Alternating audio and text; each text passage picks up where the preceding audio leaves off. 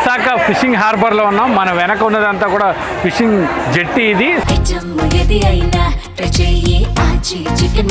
ఆచి chicken masala. So ఈ Visakha fishing హార్బర్లో దాదాపు 60 రోజుల వేట నిషేధానంతరం, గంగమ్మ తల్లికి పూజలు చేసిన అనంతరం చేపల వేటకు వెళ్ళిన బోట్లన్నీ కూడా ఒక్కొక్కటిగా తిరిగి వస్తున్నాయి. దాదాపు 5 రోజులు, 10 రోజులు, అలాగే 20 రోజుల పాటు వేట సాగించిన బోట్లు తిరిగి తీరానికి చేరుకున్నాయి. మనం వెనక ప్రత్యక్షంగా చూడొచ్చు.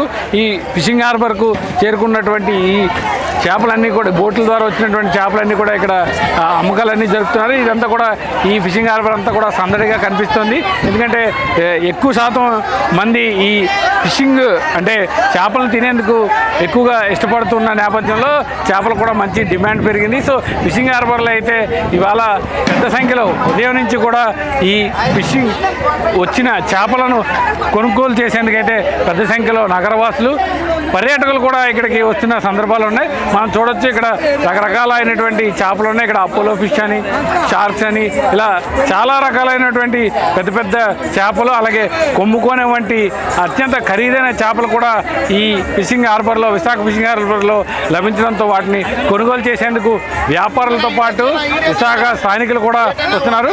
అలాగే డైలీ ఫిషింగ్కి వెళ్ళిన బోట్లకు, డైలీ ఫిషింగ్కి వెళ్ళిన చేపలు కూడా ఇక్కడ అందుబాటులో ఉన్నాయి. మనం వారితో మాట్లాడదాం. చెప్పండి, తెల్లవారు ఎన్ని గంటలకు వెళ్తారు మీరు? తెల్లవారు 2 గంటలకు వెళ్తాం భయ్య. చాలా వాతావరణం అల్లకుల్లరంగా ఉంది భయ్య.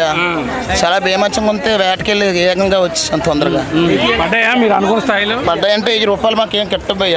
ఉందండి మీరు మార్కెట్లో చూస్తున్నా ఎలా ఉంది? ఈరోజు సరుకు తక్కువ వచ్చింది, కొద్దిగా వాతావరణం బాగాలేదండి, సరుకు తక్కువ వచ్చింది. మామూలుగా రోజు ఎలా ఉంటుంది? మామూలుగా అయితే కొద్దిగా ఎక్కువ వస్తుంది, కొద్దిగా ఐస్ లో దొరకట్లేదు, దానివల్ల కొద్దిగా డిమాండ్ తక్కువ. ఐస్ కూడా కొరత ఉందా? బాగా కొరత. మామూలుగా బోట్లు ఎన్ని రోజులు వెళ్ళి వస్తుంటాయి? ఇది వన్ డే ఫిషింగ్. అంటే మామూలుగా ఎలా వెళ్తుంటారు? అంటే దాదాపు 60 రోజుల తర్వాత వేట నిషేధం తర్వాత ఇప్పుడు స్టార్ట్ అయింది కదా, ఎలా ఉంది? 50 రోజులు బాగుంది. 1 డే ఫిషింగ్ అది 2000కి 3000 తెచ్చుకుంటారు మనం 1 డే ఫిషింగ్. బోట్లు అన్నీ వేరే 15 రోజులకి 20 రోజులకి వెళ్తాయి. సో ఇప్పుడే ఫిషింగ్ పూర్తి చేసుకొని విశాఖ ఫిషింగ్ హార్బర్ చేరుకున్న ఒక బోట్ ఉంది.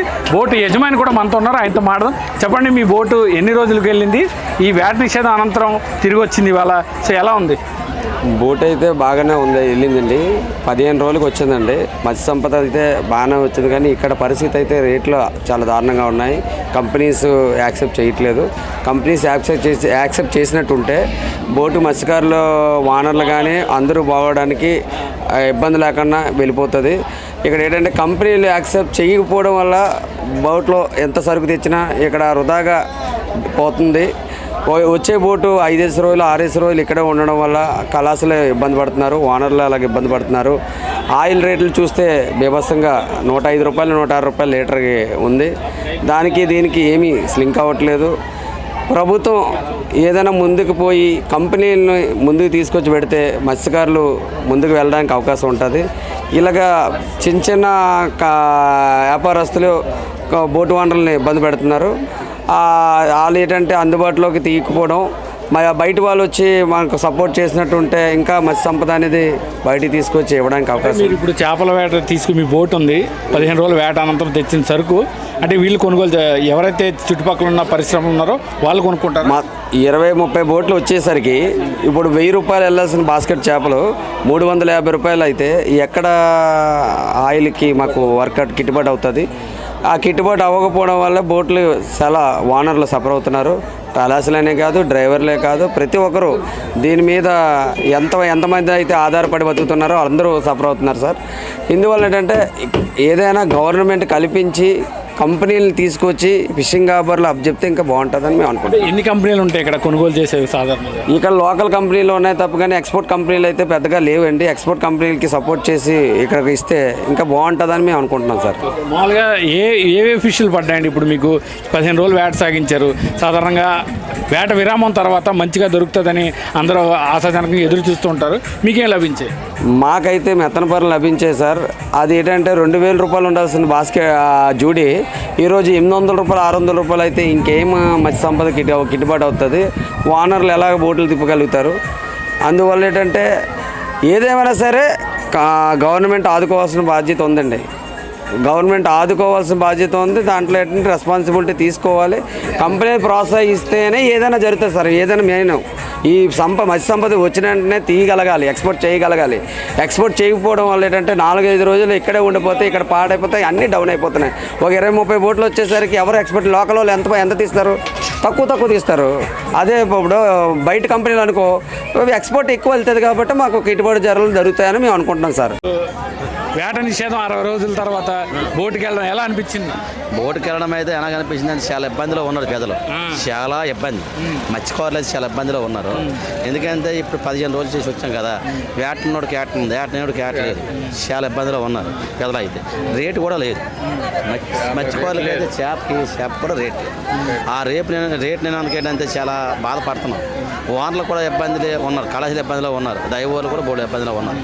ఎందుకు ఇబ్బందిలో ఉన్నామంటే ఒకటి ఈ జెట్టీపీలో మాత్రము మంచి అయినా చెడ్డ అయినా సరే బోర్డులు తిప్పుకోవాలంటే ఆయిల్ రేటు పెరిగిపోయినాయి, చేపల రేటు తక్కువ వచ్చేసి. దీంట్లో మనం ఏటు మాట్లాడేది సరే చాలా ఇబ్బందిలో ఉంది. బోట్లు కూడా పంపిస్తామని పరిస్థితి కూడా లేదు ఓనర్లు. అటువంటి ఇబ్బందిలో ఉన్నాం. ఓనర్లు ఏంటంటే మనం తెస్తే కదా ఓనర్లు తిప్పడానికి అవుతుంది. మనం తేప తిప్పినారు కదా, నచ్చలతో నాచు ఉన్నది, ఆయిల్ కట్ట వస్తాయి, ఆయిల్ రేటు పెరిగిపోయినాయి. ఈ చేప రేట్ లేదు. మరి చేప రేటు ఉంటేనే ఇప్పుడు మీరు ఇవాళ వేట పూర్తి చేసుకుని వచ్చారు. ఇవాళ ఈ రోజు కూర్చొని వచ్చాం. ఎన్ని రోజులు అయింది మీరు వెళ్ళి? మా వెళ్ళి 11 రోజులు అయింది. ఈ 11 రోజులు మాత్రము 5 వస్తే చేప రేటు. ఏమి పడ్డాయి చేపలు మీకు? చేపలు పడ్డాయి, కండవాళ్ళు పడ్డాయి, మెత్తపాలు పడ్డాయి, పిల్లోడి పడ్డది, పిచ్చికి పడ్డది, అన్ని పండి తెచ్చినా సరే రేట్ లేదు. ఆయిల్ డబ్బులు రాదు. ఇది మాకైతే 2400 ఆయిల్ కాలేదు, మాకు ఆయిల్ డబ్బులు రాదు. ఇది ఎంతమంది వెళ్ళారు? 11 మంది వెళ్ళాం. 11 మంది వెళ్ళారు. మరి ఆ వచ్చింది మీకు గిట్టుబాటు జరగలేదు? గిట్టుబాటు జరగలేదు. ఐస్ రేట్ అది ఎలా ఉంది? ఐస్ రేట్ అంటే అది మనకు తెలియదు. ఐస్ రేట్ అంటే అది మామూలు నాకు తెలియదు అంతవరకు. ఎగ్జాంపుల్ అయితే చెప్పడం ఇది అయితే మనకు అంటున్నాం. ఇప్పుడు తెచ్చాం, సరుకు తెచ్చినా సరే మాల్ తెచ్చినందులోనూ రేట్ లేదు. సో ఇది ఇక్కడ మత్స్యకారుల ఆవేదన. ఏదైతే ఈ వేట నిషేధానంతరం వేట ఆశాజనకంగా ఉన్నప్పటికీ సముద్రంలోకి చేపల వేటకు వెళ్తే అత్యధికంగా చేప పడుతున్నప్పటికీ ఇక్కడ ఏదైతే తీరానికి వచ్చిన సమయంలో దానికి గిట్టుబాటు ధర లేక ఏదైతే మత్స్యకారులంతా కూడా తీవ్ర ఆవేదన వ్యక్తం చేస్తున్నారు. ఎందుకంటే ఓ పక్క డీజిల్ రేట్లు, ఏదైతే యుద్ధం కారణంగా డీజిల్ రేట్లు పెరిగిపోవడంతో ఈ చేపలు ఎంతో మదుపు పెట్టి, అంటే లక్షల కొద్ది డబ్బులు వెచ్చించి ఆ డీజిల్ కొట్టించుకొని 15 రోజులు 20 రోజులు నడి సముద్రంలోకి చేపల వేటకు వెళ్ళి చేపల వేట తీసుకొని వచ్చినా కూడా ఇక్కడ ఆశించిన స్థాయిలో లాభం రాకపోవడంతో ఈ మత్స్యకారులతో పాటు వెళ్ళే కళాశీలు అలాగే వారి కుటుంబ సభ్యులు కూడా తీవ్ర ఆవేదన వ్యక్తం చేస్తారు. ఎందుకంటే ఆ వచ్చిన డబ్బులతోనే వీరు బతికే పరిస్థితి ఉంది. ఎందుకంటే 15 రోజులు సముద్రంలోకి వెళ్ళిన తర్వాత వాళ్ళ కుటుంబ సభ్యులంతా కూడా తమ భర్తలు తెచ్చిన ఆ చేపల వల్ల వచ్చిన ఆదాయంతోనే జీవితం గడిపించాలి. సో అందుకు ఆశించిన స్థాయిలో ఇక్కడ చేపల వేట జరిగినప్పటికీ సరైన ఆదాయం లేక తీవ్ర ఇబ్బందులు ఎదుర్కొంటున్నామని మత్స్యకారులు చెప్తున్నారు. ఇది ఇక్కడ ఫిషింగ్ హార్బర్లో పరిస్థితి. ఆచి చికెన్ మసాలా